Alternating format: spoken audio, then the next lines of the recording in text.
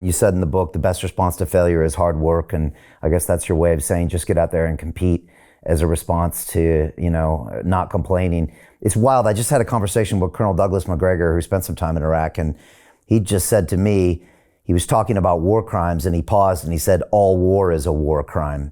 And it was wild for me to see a seasoned military guy come to the same observation that you just made. He also said at the end, when I was asking about the election, he said, people need to save themselves. They need to stop trying to get one of these people to save them, and they need to go out there and save themselves. And just sounds like a lot what you're saying. Just a couple final things, Anthony. How did you become such a great speaker? People see you on your podcast or on CNBC or even here. I mean, you really, I think, have mastered the art of communication. And I think it's becoming a lost art in this day and age. And I was wondering how you did it. Was it intentional? Do you think it's one of the most important things for young men and women to learn? And then how would you say that they go about achieving that?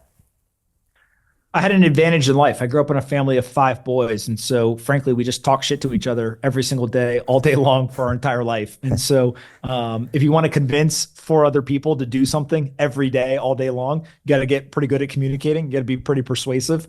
And so, unfortunately, people can't replicate that mostly. It was just kind of a result of the environment and just practice and kind of constant repetition.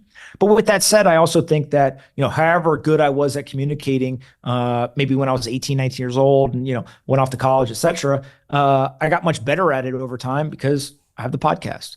I constantly communicate online and I test ideas and I try to understand, how do I communicate this idea as concisely as possible? How do I communicate it in a way that is memorable or is shareable, right? Those things really are kind of practice and iteration. And so I think that anyone is able to do this.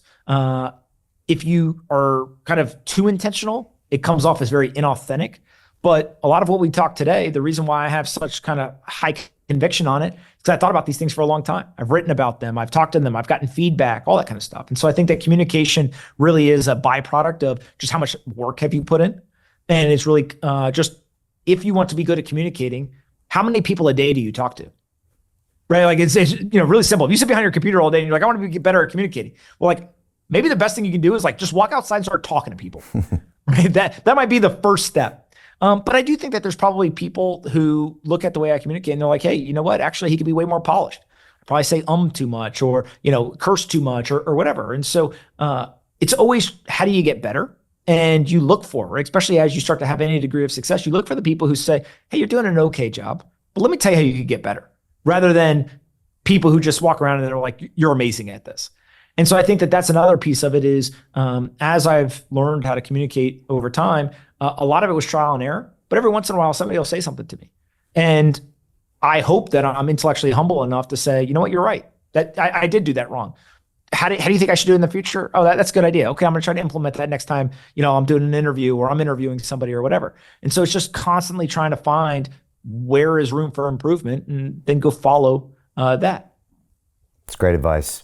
Anthony, how can people get a copy of the book? And then how also can they learn more about you, professional capital management, follow you on socials? What's the best way? The book, How to Live an Extraordinary Life, available everywhere, probably Amazon, Barnes & Noble, wherever. For me, if people want to, just learn more, I think about what I write on a day-to-day basis for financial markets, they can just go to PompLetter, POMPletter.com.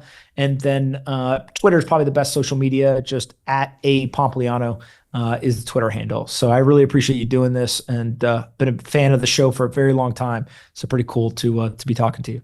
Awesome, man. Thank you so much. Are you having more kids?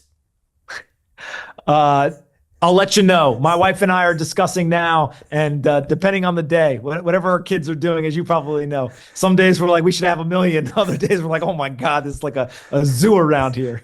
Yeah, you got to write some more letters if you have some more kids. It's awesome. The book is called How to Live an Extraordinary Life. Pick that up in bookstores, Amazon, etc. Follow this man on X, PompLetter.com for your newsletter, which I think 250,000 people plus get, which is amazing. I just want to say thanks, Pomp. You're just a huge voice, a really needed voice, a really unique voice out there because, you're in your 30s, but you also can speak the language of both worlds. The Degens listen to you and Tapieros and Scaramucci's and Yuskos listen to you as well.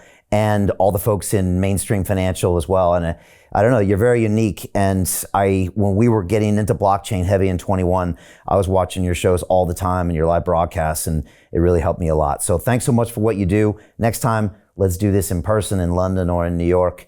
And just wishing you all the best. Thank you so much. I appreciate it. Hey, I know investing in crypto is scary. It takes a real leap of faith because there are so many scams, rug pulls, and bad actors out there. It's a dangerous business, which is why 95% of people lose all their money. Well, that's why I created the London Real Investment Club, so you can access the hottest deals on the planet and use the crypto bull market to create the generational wealth that you deserve. Join my team of over 100 people from around the world that are making millions of dollars behind the scenes investing in blockchain, AI, Web3 games, DeFi, Bitcoin, and more. Don't miss out. Click the link below to book a call with one of my team now. But hurry, this bull market will end soon. I know investing in crypto can be scary. That's why you gotta join the investment club. Pull the trigger. Let's do this.